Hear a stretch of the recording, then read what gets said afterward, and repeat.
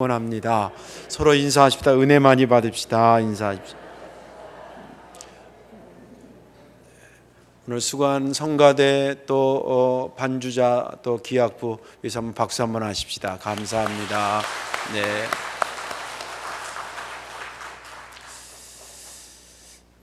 왜 찬양하고 할 말이 이렇게 많은 것 같아? 서로 왜 자꾸 박수 치는데도 잊어버리고. 말씀의 제목 따라하시다. 삶이 질문이라면 하나님이 해답입니다. 아멘. 믿음 되길 바랍니다. 제가 속해 있는 애양목의 회장 목사님의 가정 이야기를 잠깐 드리려고 합니다. 언젠가 세미나를 하면서 당신의 가정 이야기를 이렇게 하는데 들었는데 가슴이 뭉클하더라고요. 아, 그렇구나. 깨달음도 있었고 안타까움도 있고 이제 그런 내용을 들은 적이 있어서 그것 좀 소개를 하려고 합니다. 이분은 인천 노년교회 출신입니다. 인천 노년교회 출신인데 형제가 몇이냐면 8남매래요. 옛날 분들은 왜 이렇게 많이 낳나 모르겠어요, 그죠?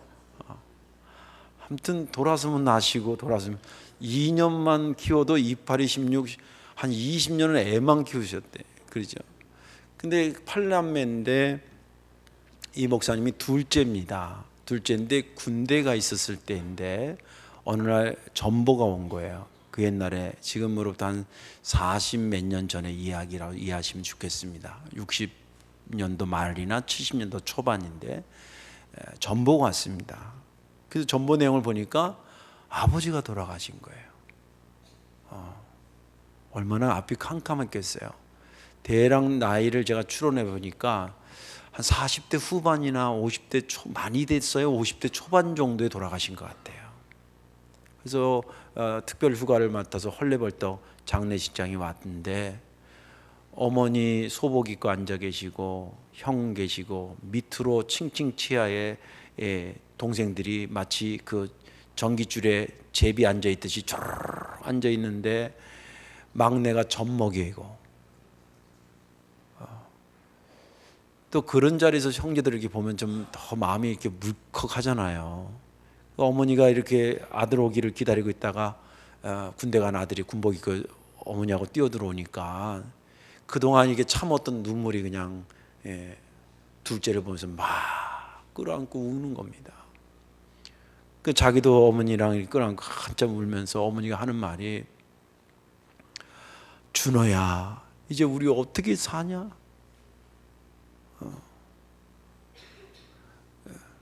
아버지 남편 돌아간 것도 얼마나 슬프겠어요 사실은. 그죠?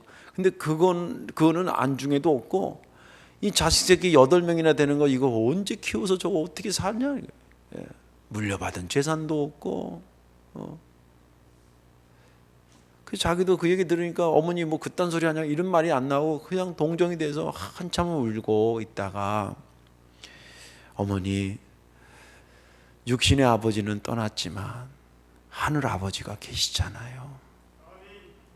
그분이 우리를 돌보실 거예요.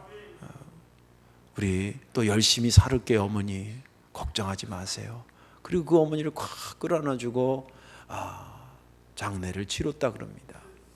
그리고 나서 정말 그들 형제들이 믿음 안에서 열심히 살았어요.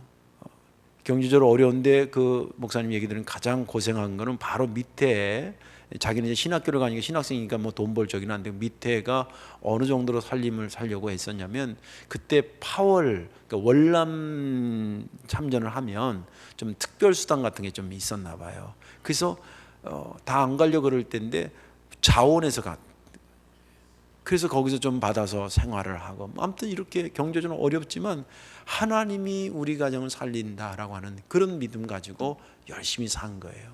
이제 세월이 흘렀습니다. 그 8형제 중에서 목사가 1명 나오고 장로가 3명 나오고 여자 전도사가 1명 나오고 그리고 동생들이 권사가 되고 어머니가 아직까지도 생존해 계셔서 우리가 5월 달에 러시아 목회자 세미나 하면 거기 오셔서 가끔 같이 밥도 먹고 할머니죠. 할머니인데 야, 그 얘기를 들으면서 야, 한 가정에 뭘 붙잡고 있느냐에 따라서 가문이 살기도 하고 죽기도 하는구나. 그 가정이 유일하게 붙잡은 거는 재산도 없으니까 재산 붙잡을 게 없었는데, 어머니, 육신의 아버지는 같지만 우리 하늘 아버지가 우리를 돌봐주잖아요. 그 한마디에 형제들도 어머니도 본인도 용기를 가지고 붙잡고 살았더니 경제적으로 무엇보다도 집안이 다 예수 믿는 집안이 되고 사회적인 지위 인정도 받게 되고, 동생은 은행장까지 하고 그랬어요. 아무튼 그런 지위도 얻게 되고 또 경제적으로도. 그래서 한 가정을 살리는 말씀이 이렇게 소중하구나, 그런 것을 느낀 적이 있습니다. 삶이 질문이라면 하나님이 해답입니다. 오늘 본문에 있는 말씀은 이스라엘 백성들이 하나님의 기적적 사건을 통해서 출애굽의 역사를 시작하게 됐지요. 그리고 나왔는데 또 엄청난 난관에 부딪힙니다. 홍해를 만나게 됩니다. 뒤에서는 바로의 군사가 잡아 죽이려고 오고 앞에는 홍해입니다. 그런 진퇴양난에서 또 하나님이 모세를 통해서 그 바다를 가르는 전무후무한 기적의 역사를 이루어 주십니다. 그 가운데 이제 그들이 하나님의 기적 속에서 출애굽하고 기적 속에서 또 홍해를 건너고 광야에 나왔습니다. 이제 오늘 이 본문은 이것을 다 겪은 다음에 회상하면서 신명기에는 마지막 고별 설교거든, 모세의. 그 회상하면서 얘기를 하는 거예요. 근데 그 내용 중에 이제 나와가지고 사실은 맨 처음부터 정탐꾼을 보내거나 40년 광야 생활을 하려고 계획이 세워진 것이 아니었습니다.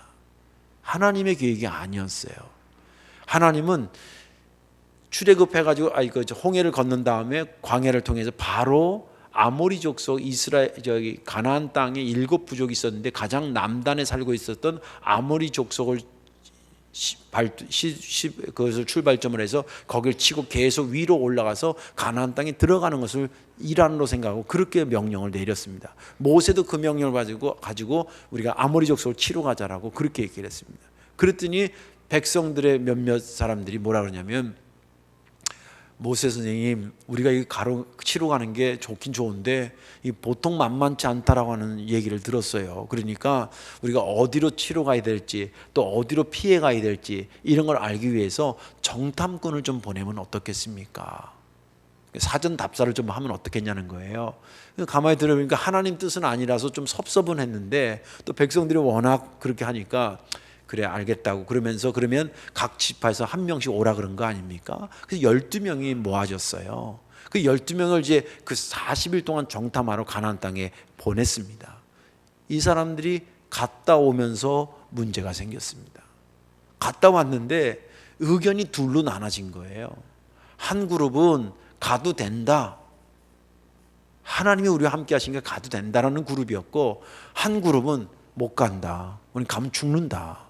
가서 보니까 우리가 듣던 것보다 더 막강하고 덩치도 우리보다, 우리 그 옆에 보면 꼭 메뚜기 붙어 있는 것 같다, 잽도 안 된다. 그리고 그들이 딱 아우르고 있는 성이라든지 이런 거 넘어서 그거 거의 불가능하다, 난공불락이다. 그런 그룹이 하나 있은 겁니다. 그런데 더 마음이 아픈 거는 사람이 옛날이나 지금이나 다수결의 원칙에 대한 합리성을 알고 있잖아요. 가도 된다는 사람이 2명밖에 안 되는 거예요. 나머지 10명은 가면 죽는다라고 그러는 거예요. 이게 무슨 6대 6이라든지 아니면 뭐 7대 5라든지 비스무리하게 이러면 다시 한번 뭐 생각해 볼까 이런 여지가 있는데, 딱 봤을 때 숫자적으로 게임이 안 되는 거예요. 2명 대 10명인 거예요. 그 사람들이 심리적으로 어디를 쏠리겠어요? 이쪽으로 막 쏠리는 거죠. 그렇게 쏠려가지고 불안해서 첫 번째 던진 말이 뭐냐면 28절의 말씀이에요. 우리 어디로 가냐 이거. 우리 앞으로 어떻게 사냐 이거. 저는 이것이 단순히 이스라엘 백성들의 믿음이 없어서 한 말이라고 하기 이전에 우리들의 삶의 질문 같이 느껴졌어요. 우리 어떻게 사냐 이거. 그때 하나님의 사람 모세가 달라도 정말 달라요. 여러분들, 그들이 기골이 장대하고 무서운 존재인 건 나도 압니다. 그러나 우리에게는 하나님이 계시지 않습니까? 할렐루야. 그 하나님이 우리보다 먼저 앞서 행하시는 분입니다. 그분이 앞서 가셔서 싸워야 될 때 싸우고, 우리가 장막 칠 곳을 예비하실 곳을 예비하고, 우리가 가야 될 것을 그분이 먼저 행하시면서 우리에게 지시해 주는데 우리가 왜 두려워합니까? 왜 우리가 그것을 못 믿습니까? 우리가 다 그런 경험 속에서 지금 이 자리에 온 거 아닙니까? 출애굽의 역사를 보십시오. 하나님이 먼저 움직였으니까 우리가 가능한 거지. 홍해를 걷는 거 보십시오. 그분이 가를 마음이 있으시니까 우리가 넘어온 것 아닙니까? 우리가 여기까지 온 것 그런 은혜로 온 거 아닙니까? 그 하나님이 계시는데 또 그 하나님이 우리에게 그렇게 앞서만 가신 겁니까? 여기까지 오는 동안에 우리가 그분의 심정을 헤아려 보니까 우리를 아버지가 아들을 안아가지고 옮겨오는 것처럼 우리를 안아서 이곳에 인도한 거 아닙니까? 그 하나님 안 믿으면 안 되지 않습니까? 그분이 구름 기둥과 불 기둥으로 우리에게 앞장서서 우리가 장막 칠 곳이 어딘지 또 어디로 가야 될지 그분이 다 지시하신 것 아닙니까? 그러니 두려워하지 마십시오. 담대하십시오. 우리는 갈 수 있습니다.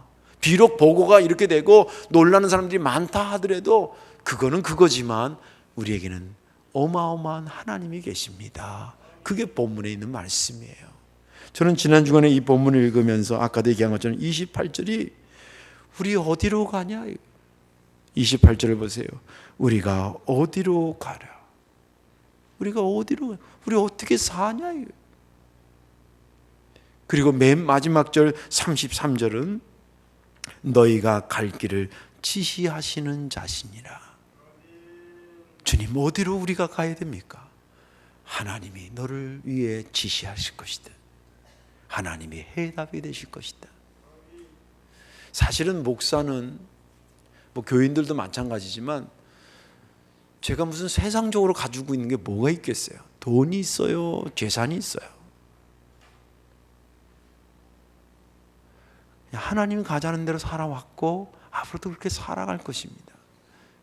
그렇게도 생각하고 살아왔는데 오늘 본문을 보니까 그게 그렇게 위로가 되고 힘이 되더라고요. 이것이 저만의 은혜가 되지 않고 이 시간에 여러분들의 은혜가 되기를 주의 이름으로 축원합니다. 하나님은 어떤 모습으로 어떻게 우리에게 해답이 되실까? 오늘 본문에 보니까 첫째는 우리보다 먼저 행하시는 것으로 우리에게 해답이 되어 주셨습니다. 30절과 33절에 보면 이렇게 기록이 되어 있잖아요. 너희보다 먼저 가시는 너희의 하나님 여호와께서, 이렇게 되어 있고 33절에는 그는 너희보다 먼저 그 길을 가시며 장막 칠 곳을 찾으시고 밤에는 불로 낮에는 구름 기둥으로 너희가 갈 길을 지시하신 자이시니라. 이 30절과 33절은 뭐에 대한 대답이었냐면 우리 어디로 갑니까? 우리 어떻게 삽니까? 라고 하는 백성들의 질문에 모세가 해준 대답이에요. 그 대답에 두 번이나 강조하기를 우리보다 먼저 가시는 분이다. 영어 성경에는 앞서 가시는 분이다. 그렇게 얘기를 기록하고 있습니다. 이 말씀은 가나안 땅으로 이스라엘 백성들이 간다라고 하는 행군의 배경을 가지고 말한 겁니다. 가나안 땅에 들어가는 것은 축복의 땅에 들어가는 거지요. 하나님의 약속이 성취되는 것입니다. 너무 좋은 곳에 가는 것입니다. 그런 것은 굉장히 좋았는데 가는 과정이 문제였습니다. 왜냐하면 제가 여러 번 얘기했지만 광야라고 하는 것은 비가 안 오는 곳이에요. 비가 안 오니까 사람이 안 살아. 사람이 안 사니까 오고 가는 길이 없어요. 근데 놓여지기는, 내 삶의 현장에 놓여지기는 광야와 같은 곳에 놓여진 거예요. 인생을 여러분들 광야라고 하는 패러다임에서 오늘 설교를 한번 들어보세요. 태어는 났는데 내가 살아가야 될 이 세상이 광야와 같은 거예요. 분명히 가야 되는데 어디로 가야 될지 몰라. 길이 없어. 또 가다가 이스라엘 백성들의 입장에서는 반드시 적군들과 만나게 돼 있어요. 일곱 부족이 딱 버티고 있다는 것을 알고 있었기 때문에 반드시 누구랑 싸워야 되고 넘어야 될 턱이 있어. 그리고 더 기가 막힌 거는 싫다고 이제 뒤로 물러갈 수도 없어. 다시 애굽으로 갈 수도 없고 광야에 살 수도 없고 진퇴양난이에요. 심정적으로는 100번 이해가 되지요. 우리로 말하자면 태어났는데 직장도 들어가야 되는데 이게 제대로 안 돼. 대학 들어가야 되는데 그것도 제대로 안 돼. 결혼도 해야 되는데 이것도 제대로 안 돼. 안 하려니 그렇고 하자니 난감한 거예요. 이런 것들이 첩첩이 있는 거예요. 근데 이것이 이스라엘 백성들에게 짐이 된 이유가 있었습니다. 그것은 뭐냐면 그 일을 내가 앞장서서 가서 해결해야 된다고 생각하니까 문제였습니다. 그래서 모세가 한 말이 여러분들이 앞장서서 갈 일이 아니라 여러분들이 앞장선다고 생각하기 이전에 하나님이 당신보다 앞서 행하고 계십니다.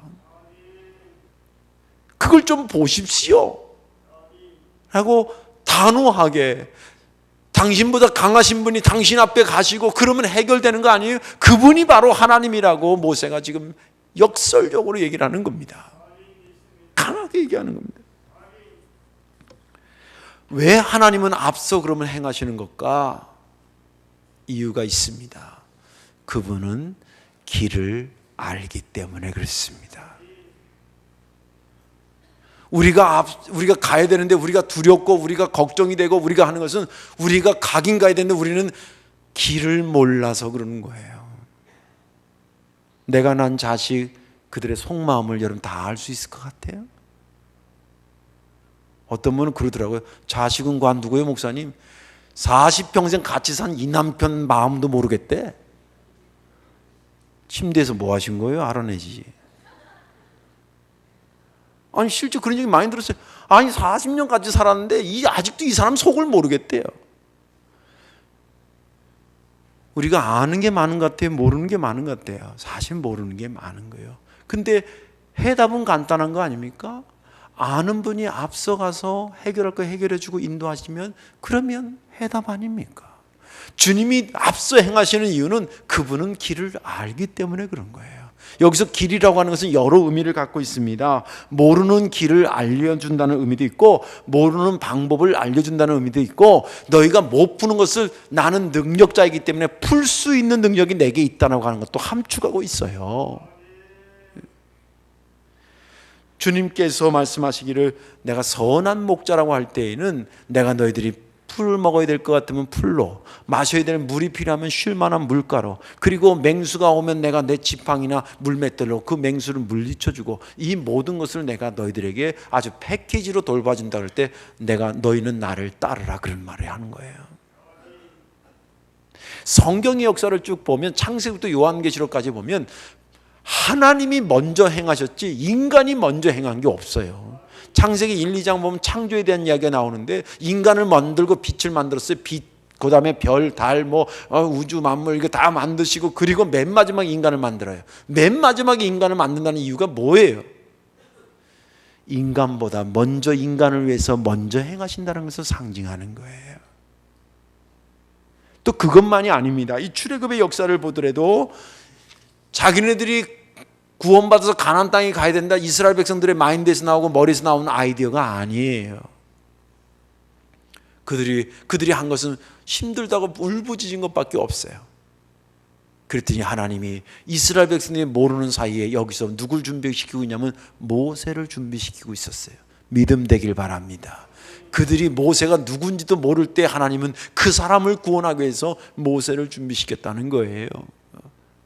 그런 역사가 계속되어지고 우리들의 삶으로 보더라도 마찬가지예요. 내가 지금 여기 앉아서 예배하기 전에 하나님께서 성덕교회에 먼저 역사하시고 먼저 활동하시고 먼저 행하신 것이 있어서 오늘 우리가 여기 앉아서 예배하는 거예요. 76년의 역사 속에 76년 전에 이 교회가 여기 세워질 때에 저와 여러분들이 어디 있었어요? 아직 이 땅에 나지도 않았지요.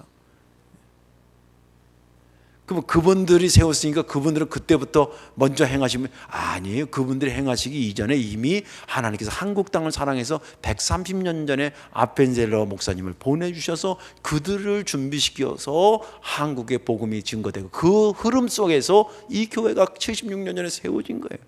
그러니까 76년 전에 세우신 분이 먼저예요? 아펜젤러를 준비시킨 하나님이 먼저예요? 하나님이 먼저죠.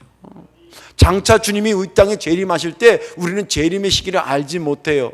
그 말은 이 맥락에서 이해한다면 우리는 우리가 할 재림에 대해서 우리가 먼저 움직일 게 없는 거예요. 그분이 먼저 움직이신다는 거예요. 저와 여러분들의 인생을 광야라고 생각해 보십시오. 그러면 질문이 많아집니다. 어디로 가야 될지, 어디쯤에서 쉬어야 될지, 어디 가야 물을 발견할지, 내 삶을 광야를 걷는 것이라고 생각할 때는 상당한 많은 질문들이 나옵니다. 어쩔 수 없는 질문들이에요. 그러나 오늘 성경은 말하기를 모든 질문이 하나님 앞에 오는 순간에 해답을 얻게 된다고 말해주고 있습니다. 믿음이 되기를 주의 이름으로 축원합니다. 왜냐하면 길을 아시는 하나님이 나의 앞서 행하시기 때문입니다. 두 번째로 하나님은 어떻게 우리에게 해답이 되시는가? 우리를 안아주심으로 해답이 되십니다. 우리를 안아주심으로. 오늘 성경 31절에 보면 광야에서도 너희가 당하였거니와 사람이 자기 아들을 안는 것 같이 너희 하나님 여호와께서 너희가 걸어온 길에서 너희를 안으사 이곳까지 이르게 하셨느니라. 이 말은 하나님이 너희들을 어떻게 이곳까지 인도했는지 그분의 심정이 어떤지를 아느냐라고 하는 심정을 표현한 거예요. 하나님 형체가 없기 때문에 뭐 안고 이런 모양이 안 보이잖아요. 근데 안아줬다라고 하는 표현 안에 하나님이 이스라엘 백성들을 얼마나 사랑하고 아끼고 그것이 그에게 해답인 것이라는 것을 보여주고 있는 거예요. 모세가 그 하나님의 심정을 뭐로 표현하면 왜 안아주는 것으로 표현했을까? 아까도 얘기했지만 광야길을 간다는 것은 굉장히 힘들고 어렵고 지치는 거예요. 질문이 많아지는 거예요. 그때 야 걱정하지 마 이리 와. 그리고 꽉 끌어안아주면 그 안아주는 것에서 모든 것이 해소가 되고 녹아지기 시작합니다. 성경에 보면 탕자의 비유가 있잖아요. 아들 둘이 있는데 둘째가 아버지 재산을 먼저 달라 그래가지고 가서 호랑방탕하고 집간에 지 머리 쓰고 뭐 잘해보려고 애를 썼겠지. 인생 멋있게 살아보려고. 그리고 난 것이 빈털터리가 된 거 아닙니까? 별 생각을 다 했을 겁니다. 죽을까도 생각했을 거고 자기 인생이 이렇게 비참한가도 생각했을 것이고 나 어떻게 앞으로 살지? 그런 생각도 뼈저리게 느꼈을 겁니다. 도저히 방법이 없으니까 아버지 집에 가서 아들 자격 없는 놈이니까 난 종으로라도 써주십시오. 그러면 입에 풀칠이라도 할 수 있으니 그 생각을 하고 투벅투벅 자기 아버지 집을 달려올 수가 없어요. 투벅투벅 올 수밖에 없었어요. 저는 그 모습 속에서 이 둘째 탕자이긴 하지만 자기 깐에는 무거운 질문을 가지고 오는 겁니다. 아버지, 전 타락한 놈인데 이 타락한 놈이 어떻게 사람 굿이라고 살 수 있을까요? 저는 아버지를 욕되게 한 놈인데 아버지한테 자식이라는 소리도 못 들을 놈인데 이게 먹고 사는 것 때문에 아버지 앞에 왔는데 개만도 못하는 것이 오는데 저 어떻게 하면 됩니까? 나 앞으로 어떻게 살아가면 되겠습니까?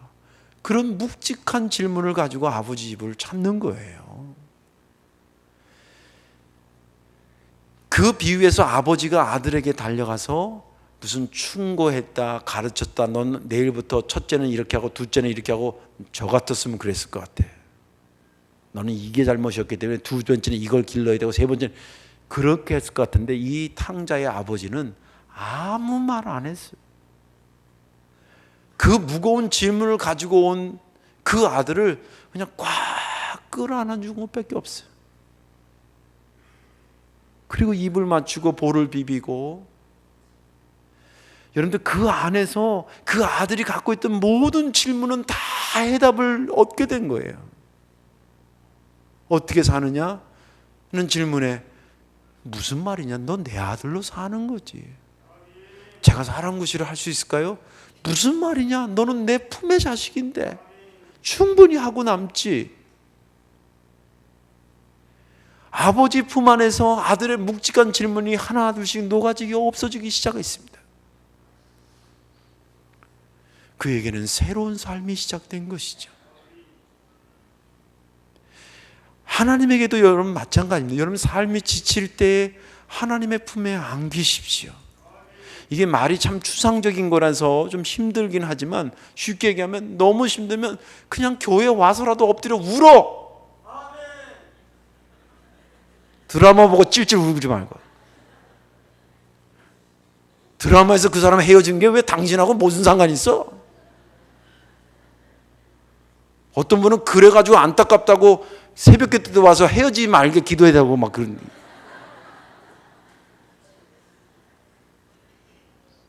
아니 진짜 실제 들었던 얘기예요.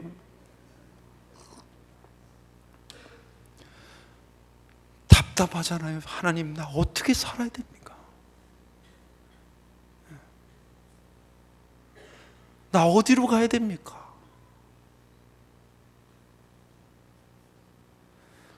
너무 답답할 때에 두 팔을 벌리고 있는 하나님의 가슴에 안기십시오. 울어도 교회 와서 울면 기도요. 예배하다 울면 은혜인 줄로 믿습니다.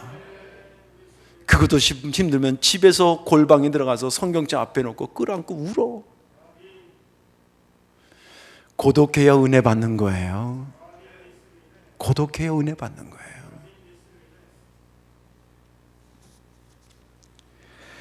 이스라엘 백성들이 하나님의 품에 안기는 순간 그들은 적으로부터 보호받기 시작했습니다. 이스라엘 백성들이 하나님의 안기는 순간 배고픔에서부터 만나로 흡족해지기 시작했습니다. 그들이 하나님 품에 안기는 순간 모르는 길이 더 이상 그들에게는 장애가 되지 않았습니다. 왜? 나를 아는 하나님이 걸어가시는 것이 길이 되기 때문에.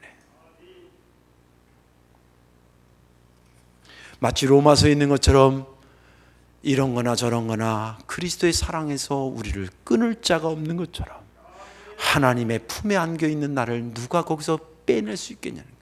문제는 내가 하나님의 품에 있는 것도 잊어버리고 내가 앞장서서 가야 되니까 나는 못 간다고 하는 것, 앞서 행하시는 하나님을 못 본 것이 문제 아니겠습니까? 이제 말씀을 정리합니다. 삶에 여러 질문이 생깁니다. 근데 여러 질문이 생기는 이유는 잘 모르기 때문에 그렇습니다. 그렇기 때문에 가야 되는데 안 갈 것이면 모르지만 가야 되는데 잘 모르기 때문에 두려움이 오는 것입니다. 그리고 걱정이 들고 그리고 힘들어지는 겁니다. 이런 질문이 하나님 앞에 오면 앞서 행하시는 내 인생의 길을 나보다 더 정확히 하시는 그분이 해답자로 앞서 행하셔서 나에게 너는 나를 믿고 따라만 오라고 말씀해 주십니다. 해답입니다. 지쳐있고 갈 용기가 없는 나를 주님이 나를 끌어안으십니다. 걱정하지 말으라고 지금도 여러분들의 심령을 끌어안고 있습니다. 그것이 해답입니다. 저와 여러분들이 많은 질문이 생길 수는 있겠지만 해답을 얻지 못한 사람이 정말 광야에서 헤매는 사람들입니다. 비록 광야와 같은 세상에 있지만 우리보다 그 길을 알아 앞서 행하시는 하나님이 내 아버지임을 믿으시고 그분이 나를 끌어안는다는 것에 확신 가시고 소망 가운데 사시기를 주의 이름으로 축원합니다. 기도하겠습니다. 사랑과 은혜가 많으신 아버지 하나님, 광야와 같은 인생을 사는 우리들에게 문득문득 힘들 때마다 난 앞으로 어떻게 살아가지? 라는 질문이 자꾸 나옵니다. 주님, 오늘 모세의 말이 하나님이 우리의 삶의 해답이, 그분이 우리의 앞서 행하시고 우리를 끌어안으심으로 해답이 되신다는 이 말이 모세의 말에서 나의 고백이 되게 하여 주옵소서. 예수님의 이름으로 축복하며 기도하옵나이다. 아멘. 찬양하고 최강용 목사님 축도해 주시겠습니다.